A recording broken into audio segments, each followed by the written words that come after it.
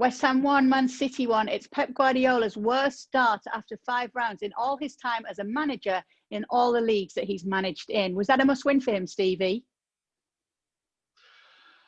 No, it's not a must-win because of what's going on around them. You know, had this been last season or the previous season, then they would be so far behind. The fact is that they are behind, but the way the league's gone, the way the fixtures are turning out, you know, dropping points right now with so many games left isn't a huge problem.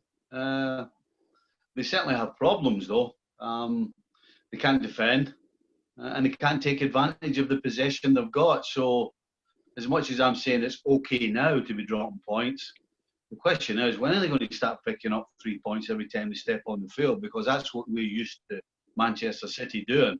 And they don't look like they're going to do it right now. Especially we're used to them doing it against West Ham. Whenever they've been there to visit the London Stadium, it's been 22 goals in 5 visits there. It's just 2 wins from 5 games now for them. And I know you've just said that it's a very different situation right now. So what's he going to do about these problems? I don't think he can do anything. You know, what you saw today and the way they were set up today is all that he can do. You know, at the end of the day, he can't go and pass the ball. He can't go and defend, and he can't go and play proper passes in behind with the right weight and the right pace for forwards. You know, the problems they have are simple, and the problems they have are obvious. Unfortunately, they're not easily overcome.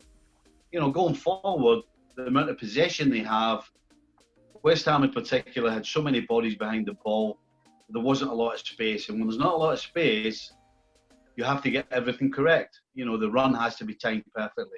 The pass has to be played perfectly. The weight of pass has to be perfect. And then if you can do that, then you have to finish. You know, they could have won this game. Sterling was through one-on-one with the keeper, a bad touch, a bad finish, and there's 2 points gone. So the problems are obvious, but this is not a coaching problem. This is a player problem. Too many players aren't quite at their best, and that's why the final pass isn't right or the finish isn't right. And that's what Pep's job has to be now. Not tactics on the field, but actually somehow figuring out who he can get his players back to their sharp best. So if it's not a coaching problem, do you see him there next season? I know it's early days, but there's a lot of talk of whether he will be there next season. Listen, I think you only change the coach when you see the team regressing and going the wrong way and things are beginning to fall apart. I don't see that. I really don't. This City side right now could spark at any time and start demolishing teams the way they did before, as far as attacking wise. They've only just got Aguero back. He's not 100% fit. And somebody like him who's 100% fit can be the difference between a point and 3 points. So right now, no, I don't see any way that Pep goes anywhere. And I would think his ego would want to stay anyway, because I think eventually, ultimately, he's the one that's in charge. I think he's still got the choice whether he stays or goes. So I don't see any change at all. It was 2 nice goals, though, wasn't it, today, Stevie? Mikel Antonio with the opening goal and then Phil Foden coming on and making the difference for his side. Yeah, I mean, Antonio's wasn't even a half chance. You know, he had a defender on his back. He was facing away from goal. I guess you could call it striker's instinct. Ball's played in, touch, and then swivels and smashes it home. Great goal for them.